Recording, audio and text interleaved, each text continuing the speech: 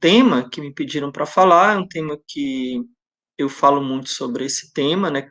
Quem me segue nas redes sociais sabe que eu falo muito sobre confissão, sobre pecado e especificamente sobre escrúpulos, né? Os escrúpulos de consciência. E eu gostaria aqui de começar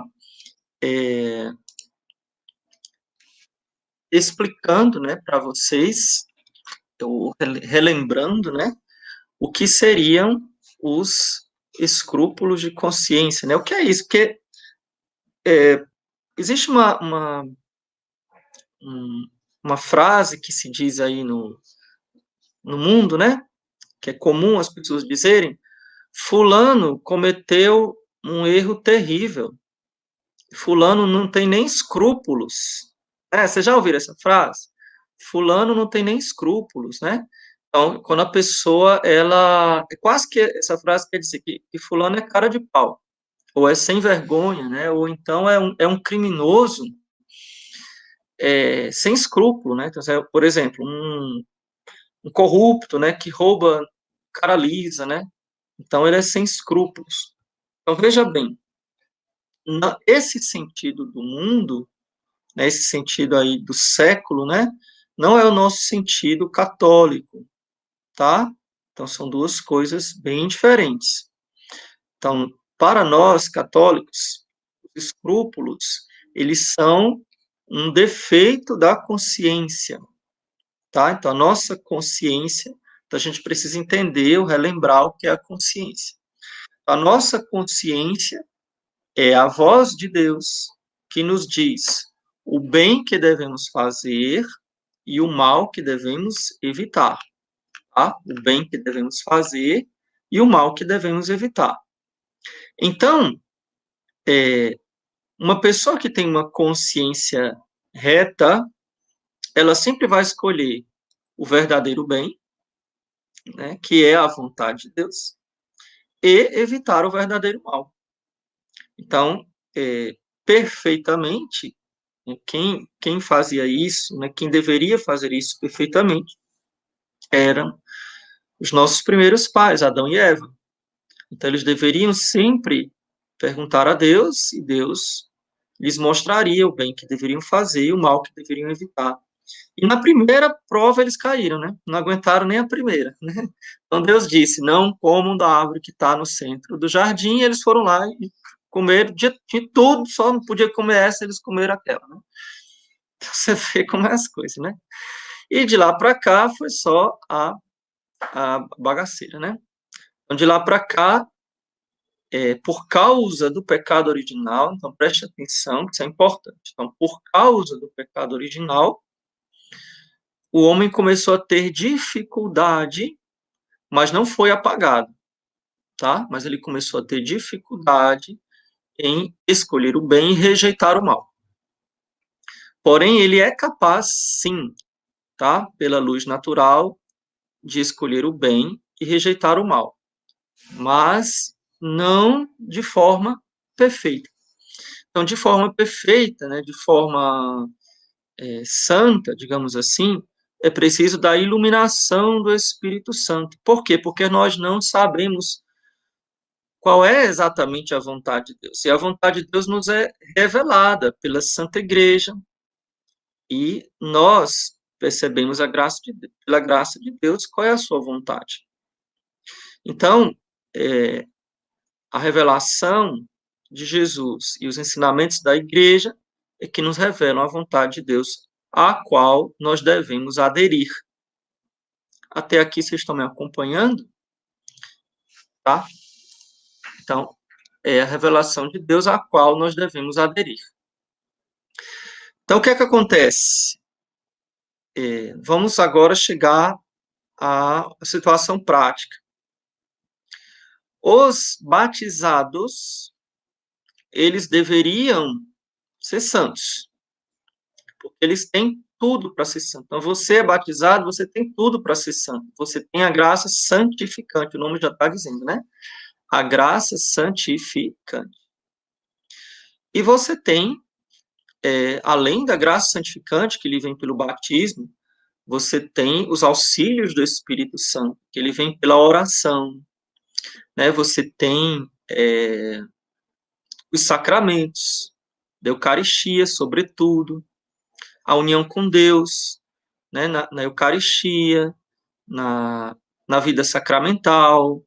Você tem os ensinamentos infalíveis da Igreja. Então, você tem alguma dúvida? Procura o catecismo, veja o que a Igreja ensina. Então, nós temos tudo, absolutamente tudo, para saber qual é a vontade de Deus e seguir a vontade de Deus. E o que é que acontece? Agora vamos chegar à nossa situação atual. Por um erro da consciência, então, por uma fraqueza, pelo nosso pecado, pela nossa fraqueza, mas, sobretudo, pela falta de formação cristã, né, porque as pessoas não são catequizadas, não são formadas corretamente, não lhes é transmitida a verdade, então existe uma grande falha na formação, na família e, infelizmente, também na igreja. A própria igreja, infelizmente, tem falhado em transmitir às crianças e aos jovens as verdades da fé. E aqui eu não estou fazendo nenhuma crítica à igreja em si, porque a igreja é santa, é nossa mãe, né? Mas há algumas pessoas que são responsáveis, né? Por transmitir isso.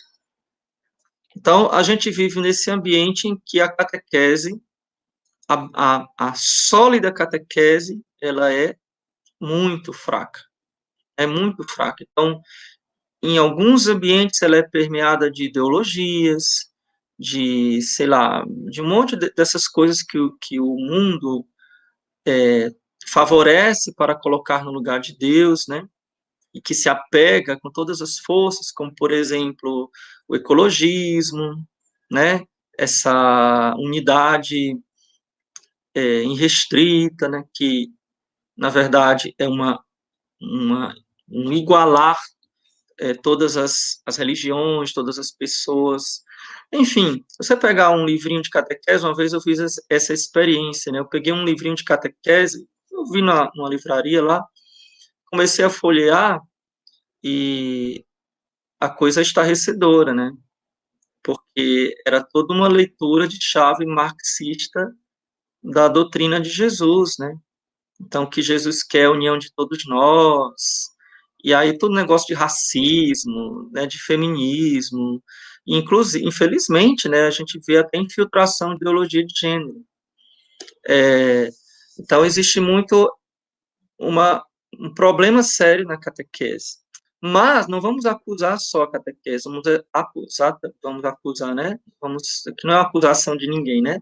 É uma constatação de uma realidade. Então, nós vamos ver também, por exemplo, nas famílias, né? Então, as famílias, elas são inundadas pelo espírito do mundo, né? Das facilidades do mundo moderno, né? Do bem-estar acima de tudo, né? Então, o bem-estar acima de tudo é jogar fora a cruz de Cristo, né? O bem-estar, essa palavra que virou moda, qualidade de vida, né? Se você vê o comércio hoje, o marketing hoje, ele é pautado na qualidade de vida. Mas que vida? A vida terrestre, né? Enquanto que a igreja deveria ser pautada na qualidade de vida eterna. Vocês já devem ter ouvido muito essa frase, né? Ah, compra esta casa para você ter uma boa qualidade de vida. Compre esse tênis porque você merece ter uma boa qualidade de vida. Compre essa comida porque você merece ter uma boa qualidade. Tudo é boa qualidade, né? Tudo bem, nada contra você morar bem, você se vestir bem, você comer bem. Mas e o céu? Né? O céu, ninguém fala, né? Então, a qualidade de vida é eterna, ninguém fala. Então, a gente vive nessa sociedade que jogou fora Deus, né, do seu coração, que não dá importância a Deus. Então, a sociedade relativista, como acusava o Papa Bento XVI, né? Antes de ser Papa, ele já tem um discurso célebre dele, né? Falando sobre a ditadura do relativismo. Relativismo a quê? Tudo é relativo à minha vontade. Se eu estou bem, então é bom. Vocês já ouviram isso? Se eu estou bem, então é bom. Se eu não estou bem, então qual é a medida? Qual é o ponto de referência? É o homem. Se eu estou bem, é bom. Esse é o espírito do mundo. E esse espírito do mundo, ele pode entrar na igreja. E pode entrar e entrou, né, nas famílias. Se eu estou bem, então é bom. Essa é a desgraça. Então, o que é que existe? Vamos voltar à questão da consciência. A consciência como voz de Deus que nos mostra o bem que devemos fazer e o mal que devemos evitar. Então, se o mundo em que a gente vive diz o seguinte: se eu estou bem é bom, então eu não estou procurando saber se é bom para Deus, estou procurando saber se é bom para mim. Deus não está fora da jogada, né? Então, não estou procurando saber se é bom para Deus, se é bom para mim. Se eu me sinto bem, se eu me sinto à vontade, que o importante é o amor, né? Bem entre aspas, né? O importante é eu ser feliz. Vocês já escutaram essa frase? O importante é ser feliz, né? Então, o importante é ser feliz aqui na Terra. Então, ninguém pensa na felicidade do céu, porque o que é o certo, o que é importante? O importante é fazer a vontade de Deus. O importante é ser feliz no céu. Claro que eu vou ser feliz nesta terra, se eu buscar o céu. Então, se eu não buscar o céu, eu vou me iludir nessa terra. Então, voltando aqui à questão da consciência. Então, qual é o tipo de consciência das pessoas? É uma consciência relaxada. O que é que significa consciência relaxada? É aquela que não se importa com a vontade de Deus. Se importa somente com a sua própria felicidade. Felicidade no sentido de bem-estar físico. E que não corresponde ao bem-estar espiritual. Não corresponde. Inclusive, a gente vê espiritualidades que fogem muito da verdadeira espiritualidade católica, fogem muito, muito mesmo, quando procuram um bem-estar na oração. São pessoas que vão rezar para se sentir bem. Ah, eu senti Deus. Foi mesmo, Santa Teresa. Você sentiu Deus, São Francisco? Só deve ser um banho de Santa Teresa e um banho de São Francisco. Fico sentindo Deus toda hora, né? Então, a espiritualidade do que eu tenho que sentir Deus, né? Aquela coisa muito emotiva, aquela coisa muito que eu tenho que sentir, às vezes, até no próprio corpo, né?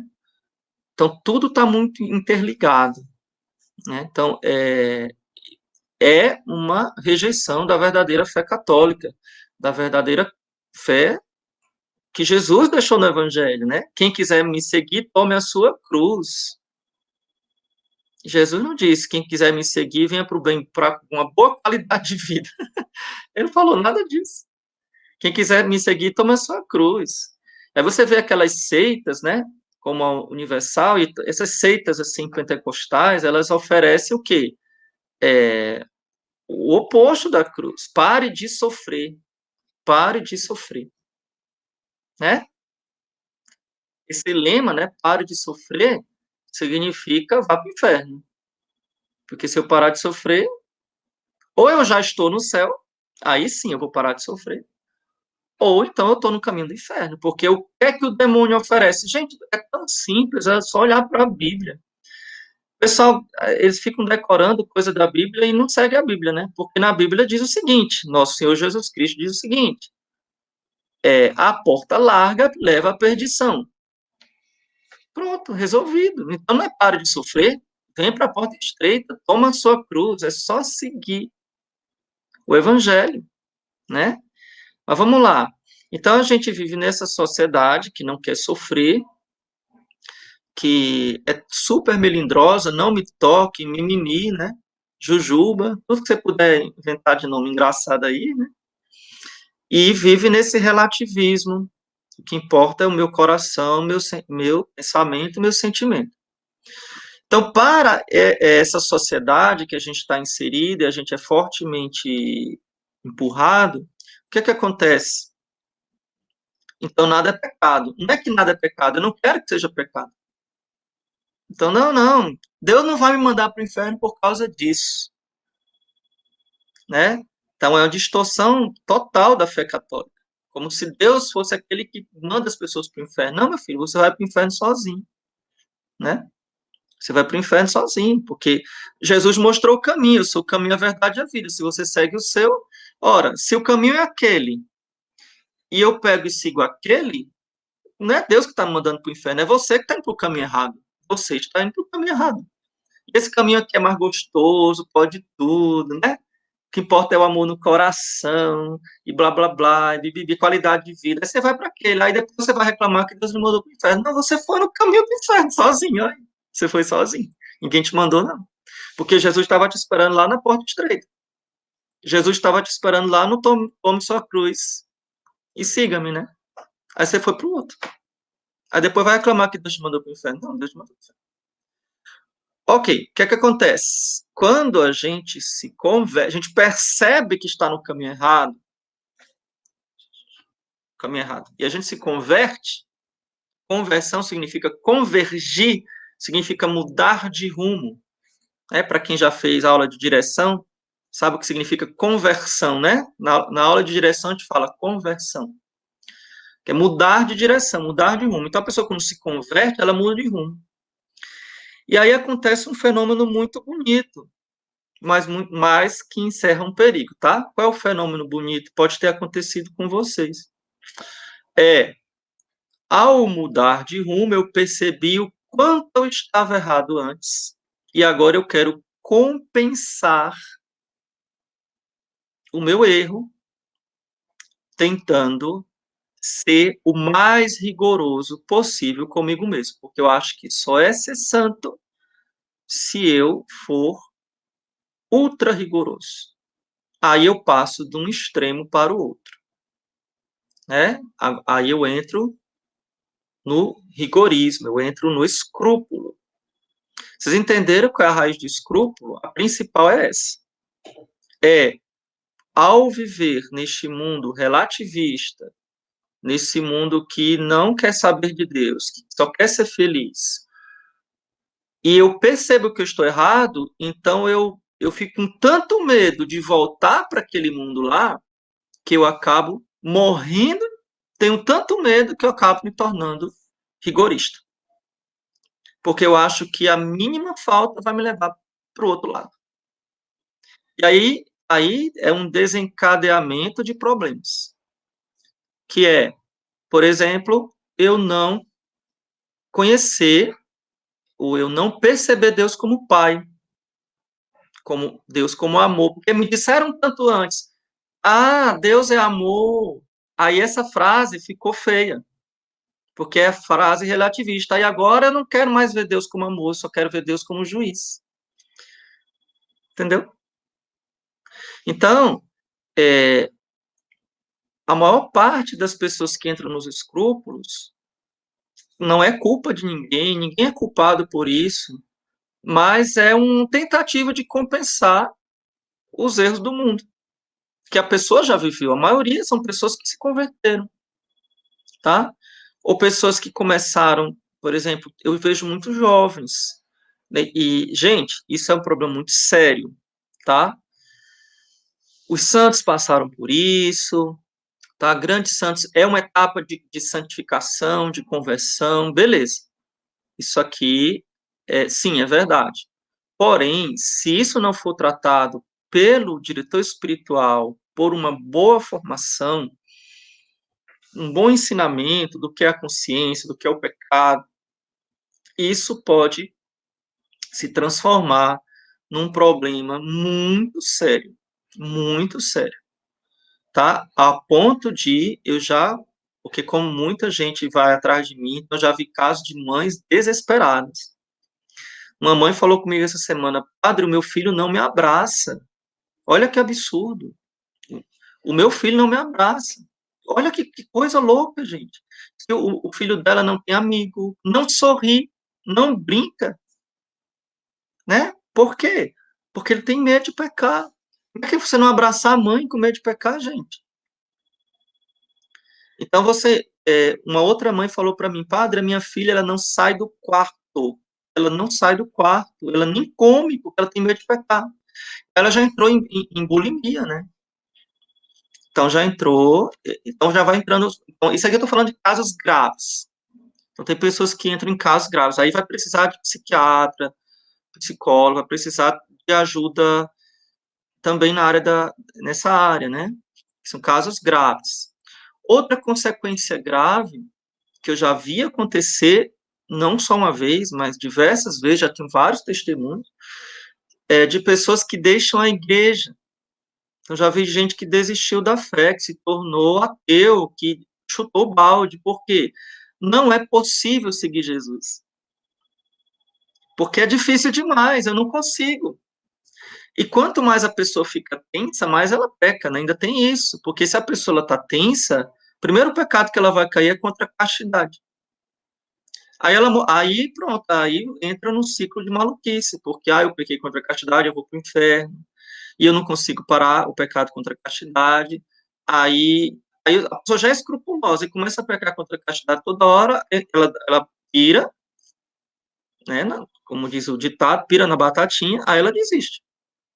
Os pais não querem confessar, ninguém tem paciência de acompanhar, principalmente se a pessoa foi doida desse jeito. Olha que situação complicada. Tem gente que. Aí o pessoal procura ajuda na internet. Pior veneno do mundo. Você vai procurar ajuda no Facebook, nos colegas. Aí você encontra aqueles grupos ultra radicais. Né? O Gabriel está falando aí, jansenismo e donatismo, exatamente, são duas heresias que teimam em voltar, né? Então vão procurar e acabam encontrando grupos ultra radicais, né? Grupos que. Porque, gente, existe uma diferença entre eu ser santo e eu buscar a santidade nas pequenas coisas, como Santa Teresinha, como todos os santos, por amor a Deus, e eu querer ser santo à força, por medo. Tem uma diferença muito grande entre medo e amor. Então, eu querer ser santo por amor é uma coisa, eu querer ser santo por medo é outra coisa, aí já é escrúpulo, entender? Então, como é que cura isso?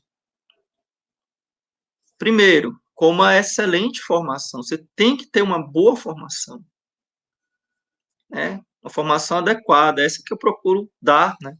Nas minhas redes sociais, enfim, de diversos modos eu procuro dar essa formação, é a minha contribuição, né? Mas seria muito bom a obediência a um diretor espiritual, entendeu? Então, obediência, os santos dizem até uma obediência cega. Os autores espirituais falam de uma obediência cega. E o problema é achar, né? Um diretor espiritual, ou pelo menos um confessor, que saiba dirigir aquela alma, né? Que saiba dizer, olha, isso aqui não é pecado, isso aqui é pecado, pare com isso, né? É complicado.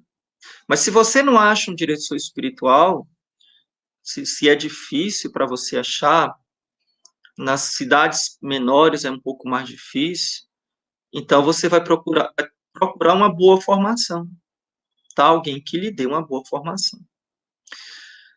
Padre, é fácil curar os escrúpulos? Não. Basta uma semana de direção espiritual? Não, tá? Não basta. Então, pode haver um milagre? Pode. Deus pode curar sim? Pode. Mas normalmente é um processo de formação e de crescimento espiritual. Pode levar alguns meses, pode levar um ano. Mas é importante que eu busque, porque se eu não buscar, o que é que vai acontecer? Eu vou me perder. Então, grande risco de me perder. Vocês sabem que o escrupuloso mais famoso da história foi Lutero.